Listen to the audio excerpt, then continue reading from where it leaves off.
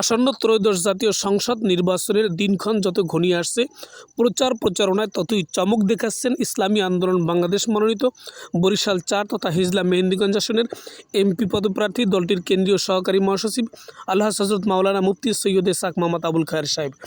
তিনি প্রতিনিয়ত জনগণের দ্বারে দ্বারে ছুটে যাচ্ছেন, জনগণকে ইসলাম দেশ মানবতার কল্যাণে হাত পাখা মার্কার পক্ষে ভোট দেওয়ার আহ্বান করছেন।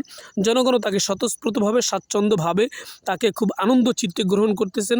জনগণ আশা ব্যক্ত করতেছেন আগামীর দেশ হবে ইসলাম দেশ মানবতার কল্যাণে, আগামীর দেশ হবে ইসলাম দেশ মানবতার পক্ষে। এর জন্য সৎ, যোগ্য, আদর্শবান যারা প্রার্থী, তাদের যে প্রতীক, সেই প্রতীকই তারা ভোট দিয়ে তাদেরকে নির্বাচিত করবেন, এমন প্রত্যয় জনগণ ব্যক্ত করতেছে। মুফতি সৈয়দ ইসহাক মোহাম্মদ আবুল খায়ের আজকে দিনব্যাপী হিজলা মেহেন্দিগঞ্জের বিভিন্ন বাজারে, বিভিন্ন স্থানে তিনি জনসংযোগ করেন। তিনি জনগণের কাছে কাছে যান, ভোটারদের কাছে কাছে যান।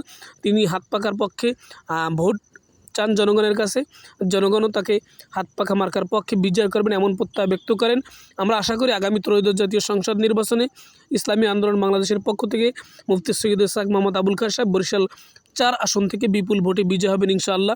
আপনারা জানেন তিনি একজন প্রখ্যাত রাজনীতিবিদ, বিচক্ষণ রাজনীতিবিদ, যোগ্য মানুষ, যিনি ২৪-এর গণ আন্দোলনে সম্মুখ সারি থেকে নেতৃত্ব দিয়েছেন। তিনি বিভিন্ন কবর জিয়ারত করছেন। আজকে বিভিন্ন মানুষ যারা হিজলা মেহেন্দিগঞ্জ থেকে দুনিয়া থেকে বিদায় নিয়েছে, তাদের কবর জিয়ারত করছেন। মানুষ তাকে খুব স্বাচ্ছন্দ্যভাবে আনন্দ চিত্তে গ্রহণ করতেছে।